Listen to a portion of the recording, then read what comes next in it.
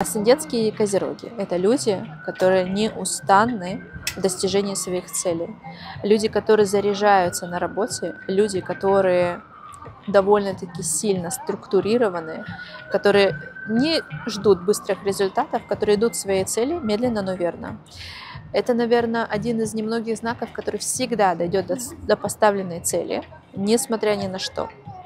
Люди, которые внешне могут даже казаться взрослыми. То есть если рок — это всегда такой знак довольно-таки суховатый, вся буря эмоций, она всегда будет проходить внутри. Это очень стабильные люди. Если они спустили вас в свою жизнь, будьте уверены, что это надолго. То есть знак Козерога — это знак, отвечающий за время, за долгосрочность, за прочность. Люди, которые не будут давать пустые обещания. Люди, которые довольно-таки успешны в своем проявлении за счет того, что они играют в долгую.